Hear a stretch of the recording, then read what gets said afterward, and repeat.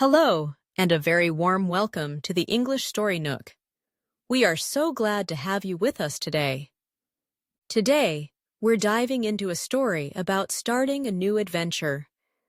You will learn about the feeling of being in a giant, busy airport for the very first time, feeling a little lost and overwhelmed. This story explores how a simple moment of connection with another person can turn fear into friendship and make a new beginning feel much less scary.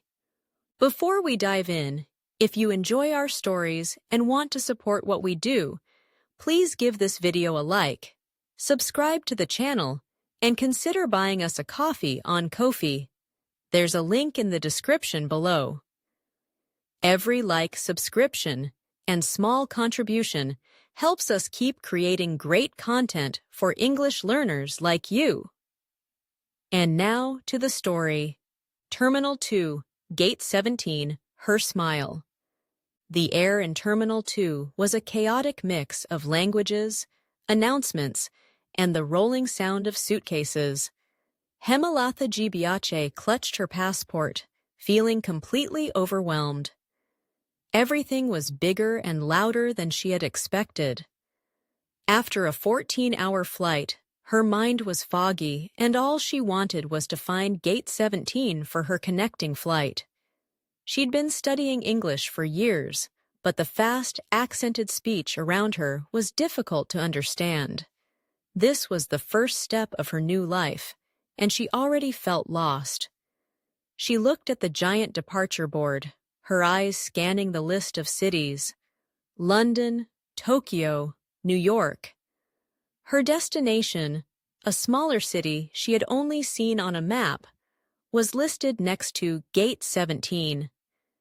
The arrow pointed to the right, but the corridor was long and split into two different paths. Which way to go? For a moment, she felt a wave of panic. She was usually so good at planning, but she hadn't prepared for how overwhelmed she would feel. That's when she saw him. He was standing near a pillar, looking at a map of the airport with a confused expression that mirrored her own. He had kind eyes and a small, friendly smile.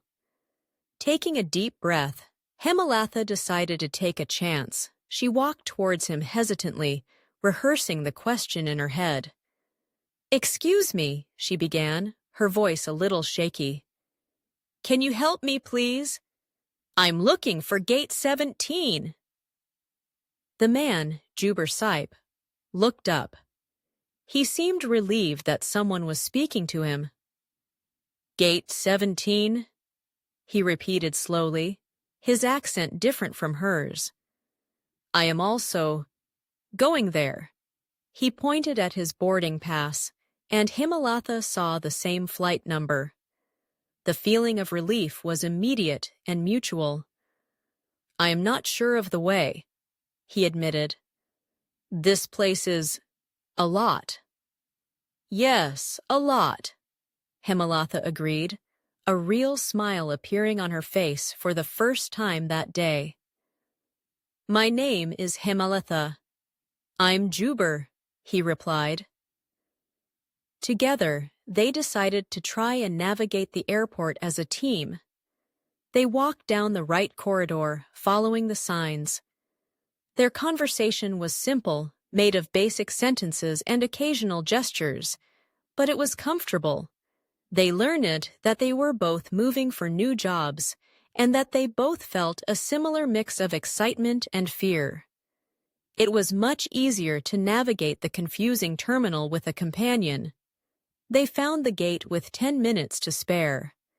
As they sat in the waiting area, the conversation flowed more easily. Juber told her about his hometown, describing the busy markets and the vibrant colors of the festivals. In return, Hemalatha spoke about her family and the quiet, beautiful neighborhood she had left behind. She realized she wasn't speaking so hesitantly anymore. Their shared situation had created a quick and easy friendship. "My city is also very vibrant," she said. showing him photos on her phone of streets filled with people and art. "I hope our new city is like this." Juber nodded, his smile warm. "Me too. It is good we can discover it." Their understanding was mutual. They were two strangers who had found a small piece of home in each other. This journey was about more than just a new job. It was about learning to navigate a whole new world. On the plane, they were lucky enough to have seats next to each other. The flight was only 2 hours, but they talked the entire time. They spoke of their favorite foods, the music they listened to, and their dreams for the future. The fear Himalatha had felt earlier had disappeared, replaced by a feeling of calm possibility. The world outside the window was full of clouds, but for the first time, she felt she wasn't floating alone. When the plane landed, they joined the line of passengers moving towards the exit. "Well," Juber said, a little hesitantly, as if he was afraid the connection would end. "It was very nice to meet you, Himalatha." "You too, Juber," she replied. "Maybe we could get coffee sometime, when we are settled?" His face lit up. "I would like that very much." They exchanged phone numbers, their fingers brushing briefly. It was a small moment, but it felt significant. Their decision to explore this new connection was mutual. A week later, they met at a small cafe downtown. The city was still new and a little strange, but it already felt less intimidating. The coffee was strong, and their conversation was even better than it had been at the airport. They laughed as they shared stories about their first week at their new jobs. The city outside the window looked bright and vibrant, full of promise. Himalatha looked at Juber's smiling face and thought of the chaotic airport. It was funny how a moment of feeling completely overwhelmed had led to something so wonderful. It all started in Terminal 2, at Gate 17, with his smile. That's the end of our story for today.